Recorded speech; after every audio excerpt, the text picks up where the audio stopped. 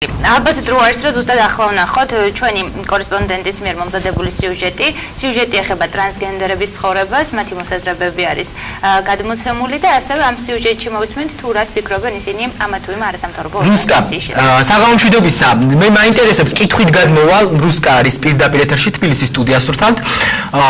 მაინტერესებს თუ გაგიჭირდა ამ ადამიანებთან კომუნიკაცია, შენ უშუალოდ ქონდა შეხება დღეს თბილისში? პირველ რიგში მოგესალმებით და მივესალმებით თქვენ სტუმრებს. გეტყვით იმას, რომ ტრანსგენდერებთან კომუნიკაცია არ გაგჭირვებია. იმის მიუხედავად, რომ ისინი ბოლო პერიოდში ჟურნალისტების ყურადღების ცენტრში არიან და მათ უამრავი რეპორტიორი უკავშირდება, რათა მათ ცხოვრებაზე სიუჟეტი, ნიუსი ან თუნდაც გადაცემა მოამზადოს. ჩვენ შეგვიძლია ვთქვათ, რომ ამ შემთხვევაში გაგვიმართლა, ისინი პირად ცხოვრებაზე ჩვენთან ღიად საუბრობენ. თუმცა გეტყვით იმასაც, რომ ჩვენი რეპორტაჟის ერთ-ერთი გმირი მაცაცო, მაშინ როდესაც ჩვენ ჩავწერეთ ქუჩაში მამაკაცის სამოსით იყო გამოსული, რის გამოც მისი მოთხოვნა რომ საკუთარი რეალური სახე რეპორტაჟში არ ჩანდეს. ჩვენ გავითვალისწინეთ თხოვნა და მაცესოს სახე დავფარეთ. რაც შეეხება ჩვენი რეპორტაჟის მეორე გმირს, იგი კამერებთან ღიად და თამამად საუბრობს. თბილისის ცირკის მიმდებარე ტერიტორიაზე ყოველდღიურად ღამღამობით თამამად შეიძლება ითქვას, რომ სხეულით ვაჭრობა ხდება. სუბტი ყოფა ქუჩარის ხალხს ახლა უკვე მამაკაცებით შეუერთდნენ, თუმცა მათ მამაკაცებს ნამდვილად ვერ უწოდებთ, რადგან ისინი ტრანსგენდერები არიან. ერთი ადამიანის ორი ცხოვრება, 21 წლის მაცასოს ცხოვრება დღეს და ღამით იყოფა. დილით იგი საჯარო სამსახურში მიდის, როგორც ნორმალური მამაკაცი. ღამით კი ცირკის მიმდებარე ტერიტორიაზე თავის მეგობარ ტრანსგენდერებთან ერთად დროს ატარებს. ეს ახლა, როდესაც სრულწლოვანია და უკვე საკუთარი თავის რჩენა შეუძლია. თორემ მანამდე მის ცხოვრებაში მძიმე პერიოდი იდგა. 13 წლის იყო, როდესაც პირველად ბედის ტანისამოსი მოიგო და თავი ბედნიერად იქნა. მას შემდეგ იცის რა და როგორ უნდა. Biches asthma took clear was როგორც რკინის ამჯერად ჩამოწვათ, ის ისედავ დრო მამაკაცს ასეცონში, მაგრამ ქალის ასეცონში უფრო თავისუფალი ვარ, უფრო ბედნიერი ვარ და უფრო გრძნობ ვარ, როგორ გითხრათ, ის რა ვარ. საზოგადოებაში ადაპტაცია ტრანსგენდერებისთვის დიდ სირთულეებთან არის დაკავშირებული. ბიოლოგიურად იყო კაცი და გინდოდეს ქალობა რთულია. პარალელურად ცხოვრობდა ქვეყანაში, სადაც 90% მართლმადიდებელია და სექსუალურ უმცირესობებს არ აღიარებენ. ახლა მაცაცოს ოჯახის წევრებთან და ნათესავებთან სრულყოფილი ურთიერთობა აქვს, მაგრამ მანამდე სანამ ამ პრობლემას მოაგვარებდა, თავის გატანა ცირკის მიმდებარე ტერიტორიაზე პროსტიტუციით უწევდა. ცირკის მიმდებარე ტერიტორიაზე მე გამოვედი და მუშაობდი აქ პროსტიტუციით ვიყავი დაკავებული, იმისთვის რომ საჭმლის ფული მეშოვა რაღაც იმ პერიოდში, როდესაც გახდა მათთვის ცნობილი რაღაც პერიოდი, ჩვენ დავშორდით ერთმანეთს. შემდგომ ეტაპობრივად მიიღეს ჩემი ორიენტაცია. შეეგუენ. შემდგომში მე გამიჭირდა არც იდენტობამ, არც ეთნო ორგანიზაციამ, არც მათ შორის კათარზისმაც ვარ მითხრა დახმარებაზე და შეფარებაზე. შესაბამისად მე დავრჩი ქუჩაში და გადარჩენის მიზნით იძულებული ვიყავ პროსტიტუციით დავკავებულიყავ. საქართველოში, კერძოდ კი თბილისში ტრანსგენდერებზე მამაკაცების მხრიდან და არა მარტო მათგან გადმოწყვეტილი დევნაა. როგორც ისინი ამბობენ, მათ უფლებებს არ იცავს არავინ და არც ერთი ორგანიზაცია. იდენტობა, რომელიც მათი თქმით წესით მათ უნდა იცავდეს, გრანტების მიღებისა და ამ თანხების ჯიბეში ჩადების გარდა არაფერს აკეთებს.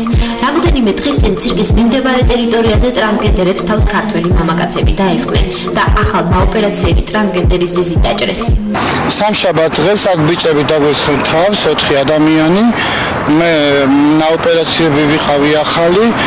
ოპერაციების წიხლი დამარხეს, ნაწლავი გადმომივარ და რაღაც ყველაფერი პატრული გამოვიძახეთ, ის პიროვნებები აგერ იყვნენ, არანაირი რეაგირება, პირიქით პატრული იმათთან იდგა და გადაობდა, кайფობდა და რაღაც არანაირი რეაგირება საერთოდ არაფერი. ზიზი იმ ტრანსექსუალ მამაკაცს მიეკუთვნება, რომელიც არ მალავს მის ორიენტაციას და სახალხო თამამად პოზირებს ჩვენი ობიექტივის წინაშე. ზიზის მიმართ ქვეყანაში აგრესიას ვერჩვენს მიერ გამოკითხული მოსახლეობა მალავს.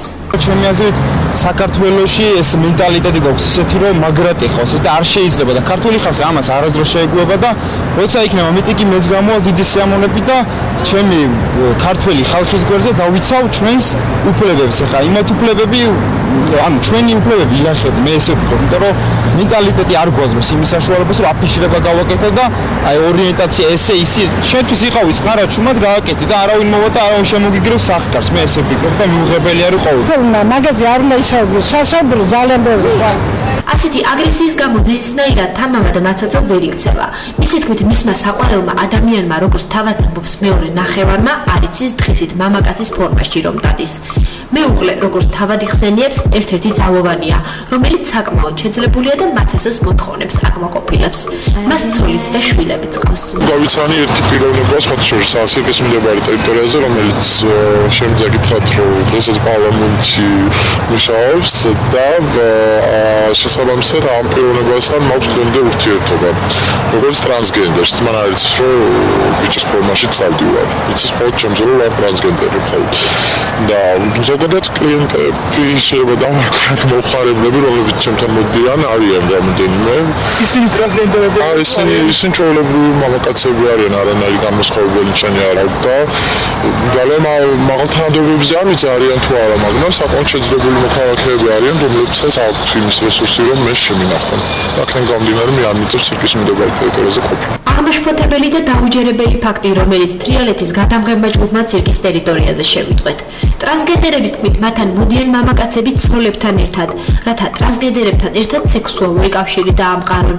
წმინდა გითხრით, ძალიან ბევრი სხვათა შორის ადამიანი მოდის ცირკის მიმდებარე ტერიტორიაზე, რომელიც ითხოვენ თავის მეუღლესთან ერთად ჯგუფურ სექსუალურ კავშირის დამყარებას, ეს მეაფიდექი იყო ეს მომენტი, რომ ითხოვდნენ. ძალიან მრავალფეროვანი სექსუალური კავშირები გაქვთ ცირკის მიმდებარე ტერიტორიაზე. და ძალიან ბევრი პრობლემებიც ექმნებათ მათ ზოგადად მოსახლეობისგან. რა უფრო ცუდია, როდესაც მალავ საკუთარ სექსუალურ ორიენტაციას თუ როდესაც თავამაც საუბრობ. ეს თქვენი გადასაწყვეტია. დისკრიმინაციული კანონი საქართველოში კი პარლამენტმა მეორე მოსმენით მიიღო, თუმცა სექსუალურ უმცირესობებს როგორც ჩანს მხოლოდ კანონი ვერ დაიცავს. ისინი ყველაფერთან ერთად მოითხოვენ ადგილს, სადაც პროსტიტუცია ლეგალიზებული იქნება. ასეთია ადამიანების ცხოვრება, რომელიც საზოგადოების გარკვეული ნაწილის მხრიდან დისკრიმინაციაზე საუბრობენ და სახელმწიფოს დახმარებას თხოვენ.